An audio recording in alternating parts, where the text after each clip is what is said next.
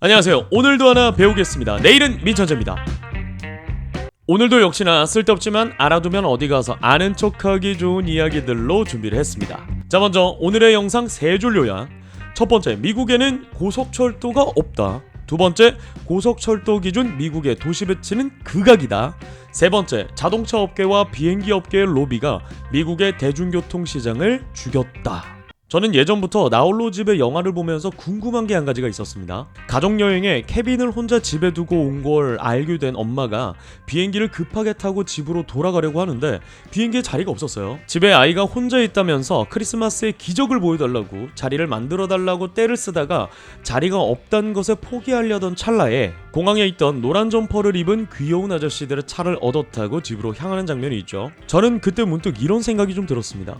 아니, 꼭 비행기를 타야만 하는 건가? 기차를 타면 안 되나? 좀 다른 대중교통 이용하면 안 되는 건가? 그래서 찾아봤더니 미국은 대중교통 인프라가 굉장히 열악하다고 하더라고요. 지하철이나 버스가 있긴 하지만 대부분 대도시의 중심부 위주로 구성이 되어 있다고 합니다. 특히 고속철도는 없다고 봐도 될 정도라고 합니다.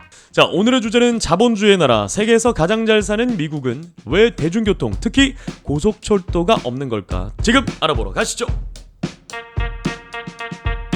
근데 고속철도가 단순히 빠르게 이동할 수 있어서 좋은 것만은 아닙니다. 탄소 배출을 줄일 수 있다는 장점이 있죠. 고속철도의 탄소 배출량이 항공기의 8분의 1 수준이고 자동차는 몇 명이 탔느냐에 따라서 달라지긴 하지만 1인 기준으로는 많게는 20배 이상 차이가 난다고 합니다. 또 도시 간의 연결과 이동이 쉬워지면서 관광업과 지역의 균형 있는 발전에 도움이 되기도 하죠. 그 외에도 고용 창출, 지역 경제 성장 등의 다양한 이점들이 존재하는데요. 자, 그런데 이 좋은 교통수단을 미국은 왜 만들지 않았을까요? 여러 가지 이유가 있겠지만 그 중에서 흥미로운 몇 가지만 알아보도록 하겠습니다. Let's go! 자, 일단 고속철도에 대한 정의는 각 나라마다 기준이 조금씩 다르지만 국제철도연맹의 기준으로 새롭게 건설된 선로에선 250km 이상, 기존의 선로를 이용할 경우에는 200km 이상을 달릴 수 있는 기차를 말하죠. 자, 우리나라 KTX의 경우에는 최고 시속이 300km 이상, 평균 주행 속도는 250km 정도라고 합니다.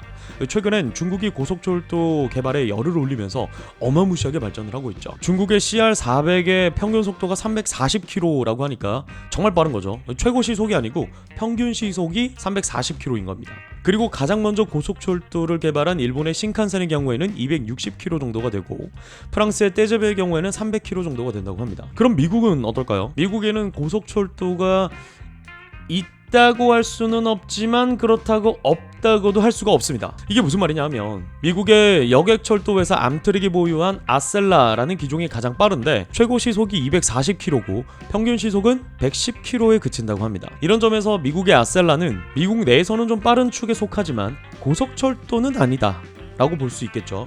확실한 건 효율이 굉장히 떨어진다라는 겁니다. 그래서인지 미국에서는 출장이나 여행, 장거리를 이용할 때 기차를 이용하는 비율은 1% 정도밖에 되지 않는다고 합니다. 특히 미국 내에서 장거리를 이동할 때 활용하는 방법은 대부분이 자동차를 타고 가서 공항에다가 파킹을 해놓고 비행기를 타고 다시 렌트카를 타고 자동차로 볼일을 보는 그런 형태로 이어진다고 합니다. 자, 그렇다면 미국은 원래 기차가 발전이 안 된 게 아니냐 라고 궁금해하실 수도 있죠. 그렇지 않았습니다. 미국은 과거 철도로 고속 성장을 이뤄냈다고 해도 과언이 아닐 정도로 이 철도 산업의 진심이었던 국가였어요. 특히 19세기에서 20세기엔 철도가 어마무시하게 발전을 했죠. 19세기 이전에도 철도가 있긴 했지만 미국의 철도 산업은 애초에 민영화로 시작을 해서 철도 업체 간의 경쟁이 굉장히 치열했습니다. 때문에 서로의 견제를 위해서 괴간, 그러니까 철도 간의 간격을 다르게 제작을 했다고 해요. 그래야 자신의 회사에서 소유한 철로를 함부로 다른 사람들이 이용하지 못하게끔 할 수 있기 때문이었겠죠. 때문에 이 철도 덕분에 경제는 발전을 하고 있었지만 이 철로의 괴간이 다르다 보니까 이런저런 공세가 훨씬 더 많이 들어갔던 거예요. 예를 들어서 A 회사의 철로를 이용해서 석탄을 옮기다가 어떤 지점에서는 B 회사의 철로를 이용해야 되는 거예요. 그럼 이제 그 석탄 다 꺼내가지고 다시 B 회사의 기차에다 실어주고 이런 번거로운 작업들 때문에 굉장히 더뎠던 거죠. 그런데 19세기에 들어서 표준궤가 정해집니다. 그리고 철로가 이어지죠. 그리고 엄청난 발전이 시작됩니다. 1950년대까지만 해도 미국인의 대부분이 이 기차가 주요 이동수단이었다고 해요. 특히 대륙횡단 철도가 완공되면서 동부와 서부가 이어지고 우리가 아는 골드러시, 그러니까 서부 개척 시대가 시작됩니다. 사람들뿐만 아니고 금과 석탄, 석유 등 온갖 돈이 되는 것들은 미국 전역으로 나르기 시작해요. 그리고 돈이 된다는 게 알려지기 시작하면서 자본가들이 철도 산업에 뛰어들기 시작합니다. 뭐 이런저런 이유들로 미국 전역에 64만 킬로미터 정도의 철로가 깔리는데요. 이게 얼마나 많은 양이냐면 지금 미국에서 철로를 뭐 낡은 거 뜯어내고 안 쓰는 거 뜯어내고 개발한다고 뜯어내고 막 여기저기 뜯어내고 남아있는 게 30만 킬로미터 정도라고 하는데 절반 정도를 뜯어냈는데도 불구하고 전 세계에서 가장 긴 철로를 가진 나라가 미국입니다. 2위가 중국인데 15만 킬로미터 정도가 되고 러시아가 3위인데 8만 5천 킬로미터 정도가 된다고 합니다. 우리나라는 4,300킬로 정도밖에 안 된다고 해요. 역시 자본주의 나라. 돈이 되는 곳에는 미국이 있다. 뭐 이런 거죠. 여튼 뭐 그 정도로 미국은 철로로 인해서 큰 발전을 이뤄냈다고 해도 과언이 아닐 정도로 과거 철도 산업에 엄청나게 진심이었던 국가였죠. 그런데 지금은 웬만하게 잘 산다는 나라들은 다 가지고 있는 이 고속철도를 미국은 왜 안 가지고 있을까요? 먼저 여러 가지 문제가 있지만 가장 근본적으로 지리적인 문제가 있습니다. 미국의 땅덩이는 무지하게 넓죠. 물론 중국도 넓습니다. 중국은 고속철도의 강국이 되었고 미국은 왜 그렇게 되지 못했을까요? 먼저 고속철도를 효율적으로 운영하기 위해서는 몇 가지 조건이 필요합니다. 일단 고속철도도 뭐 하나의 산업인데 이용객이 있어야 되겠죠. 그게 뭐 여행이든 비즈니스든 어느 정도의 수요를 가지고 있어야 된다는 뜻인데 철도의 규모나 여러 방면을 따져봐야 되겠지만 적어도 100만 명 이상의 고밀도 인구가 살고 있는 도시가 연결이 되어야만 경제적 가치가 있다고 합니다. 또 그 도시들이 300에서 800km 내에 연결이 되었어야 고속철도의 효율성이 극대화된다고 합니다. 그 이유는 300km 내에서는 자동차로 이동하는 게 효율적이고 800km 이상 넘어가는 곳에는 비행기가 훨씬 더 효율적이라고 합니다. 그런 점에서 미국에는 100만 명 이상의 도시가 10개 정도밖에 되지 않는데 중국에서는 그의 몇 배에 달하는 숫자가 중국 내에 존재하고 있죠. 또 그 도시들의 배치가 여러 가지 이유로 인해서 뭐 최적의 위치에 자리를 잡았겠지만 고속철도의 효율성 한정 아주 극악의 위치였던 거예요. 거리가 뚝뚝뚝 떨어져 있습니다. 반면에 중국은 해안가 주변에 주요 도시들이 모여 있고 그 도시들이 또 다른 도시로 연결이 될 수 있는 모습들을 많이 볼 수가 있습니다. 그래서 중국은 고속철도를 활용하는 것이 훨씬 더 효율적이었던 거죠. 거기에 인해전술의 나라 중국에답게 인구 역시 한몫을 했던 거예요. 많은 인구가 이동하기에는 고속철도만큼 효율적인 것도 없었던 거죠. 자, 세계적으로 보면 미국은 지리적으로 아주 좋은 위치에 자리를 잡았습니다. 뭐 좌우측에 큰 바다가 있고 또 뭐 땅을 파면 석유 나와, 땅을 파면 석탄 나와, 뭐 여러 가지 뭐 광물들 나와 정말 최적의 위치에 자리를 했지만 고속철도의 효율성 한정, 도시 배치가 조금 아쉽다라는 겁니다. 한마디로 위치 선정은 인작인데 골 결정력이 조기 축구 정도 되는 거예요. 거기에 다른 교통수단의 급격한 성장이 바로 또 영향을 끼치게 됩니다. 그것이 바로 자동차인데요. 미국은 자동차의 나라라고 불릴 정도로 자동차 소유율이 굉장히 높습니다. 인구당 0.9대 정도로 보유하고 있다고 하는데 거의 한 명이 한 대 정도를 가지고 있다라는 얘기겠죠. 1950년대에 이미 미국 내 가정의 75% 정도가 자동차를 보유하고 있었다고 합니다. 자동차는 1800년대 후반에 등장을 했는데 당시엔 가격이 굉장히 비쌌겠죠.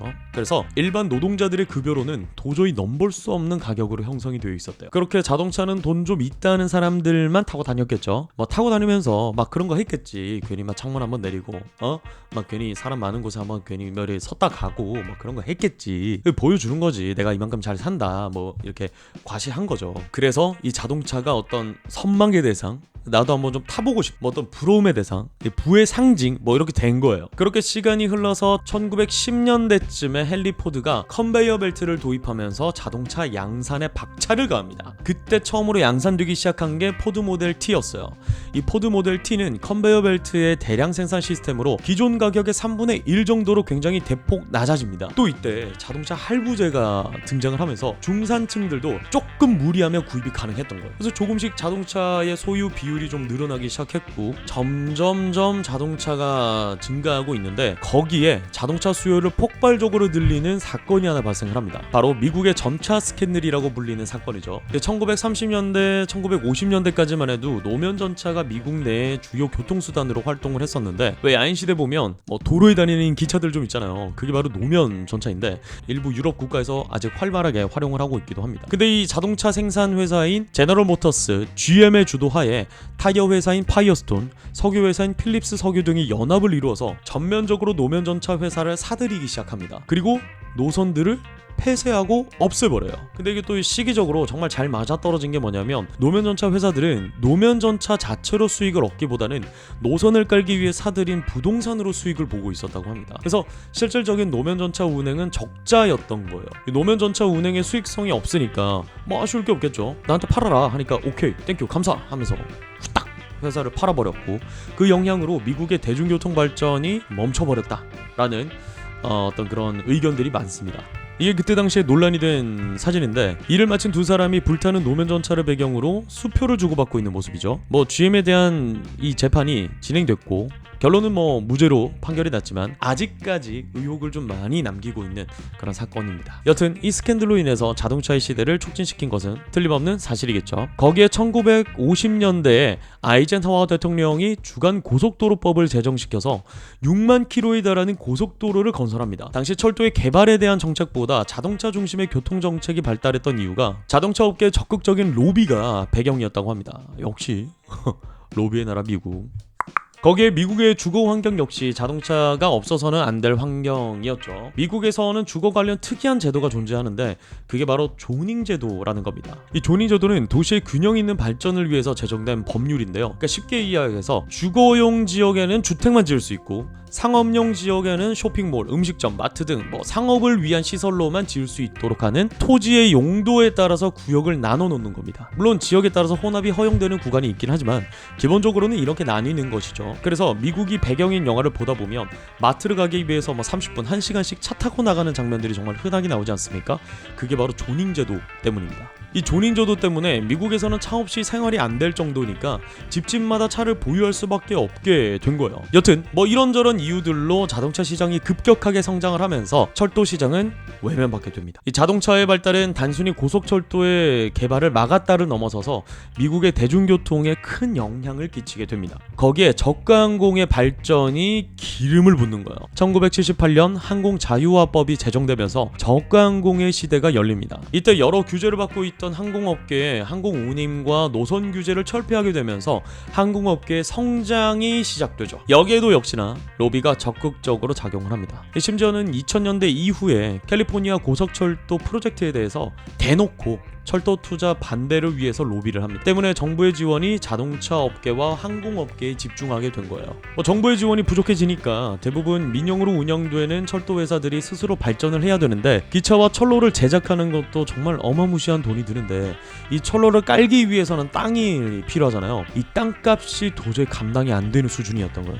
이게 배보다 배꼽이 더 커지는 상황이 됩니다. 수요는 자동차와 비행기에 모두 다 뺏겨버렸고 수익은 나지 않으니까 뭐 양질의 서비스가 제공될 리 만무했고 시설 역시 잘 관리가 되지 않았던 거죠. 심지어 1800년대에 만들어진 철로를 아직까지 사용하는 구간이 있어서 철로가 너무나 낡아서 30km로 달려야 되는 구간이 있다고 합니다. 상황이 이렇다 보니까 철도에서는 수익성이 낮은 여객선보다는 수익성이 비교적 높은 화물 운송에 집중하게 되었고, 그나마 공기업인 암트랙이 아셀라를 여객선으로 활용을 하지만 이 아셀라가 달리는 철로 역시 대부분 민간 기업의 소유라서 화물을 실은 기차가 우선이었던 거예요. 그러니까 화물을 실은 기차가 오면 아셀라는 기다렸다 가야 되는 상황이 빈번하게 발생을 합니다. 그래서 미국에서 이동수단으로서의 기차는 뭐 크게 사랑을 받지 못하는 존재가 된 거죠. 하지만 최근엔 이런저런 이유들로 개발하지 못한 고속철도들을 환경 문제를 배경으로 개발해야 한다라는 목소리가 커지고 있다고 합니다. 일본은 이미 개발을 시작한 구간도 좀 있어요. 야, 근데 이게 미국에서 마음먹고 개발 시작하면 정말 어마무시한 고속철도가 탄생을 할 것 같은데, 우리나라는 산간지방이 많다 보니까 뭐 뚫기도 해야 되고 돌아가야 되고 곡선이 정말 많을 텐데, 미국은 땅덩이가 원체 넓고 철도가 거의 뭐 일직선으로 이루어지겠죠. 기대를 한번 해봐도 괜찮겠다. 나중엔 이 미국 여행을 고속철도로 하는 시대가 열릴 수도 있겠다 라는 생각이 드네요. 자, 오늘은 미국의 대중교통이 발전하지 못한 이유와 고속철도가 발전하지 못한 이유에 대해서 알아봤습니다. 더 복잡하고 해결하기 어려운 뭐 정치적인 문제들도 있겠지만 제 기준에서는 좀 흥미롭고 재미있는 이야기들만 좀 다뤄봤습니다. 이 외에 또 다른 이유들이 있다면 댓글로 좀 알려주시면 좋을 것 같습니다. 자, 그럼 다음에 또 별거 아니지만 어디 가서 아는 척하기 좋은 이야기들로 찾아오도록 하겠습니다. 빠잉.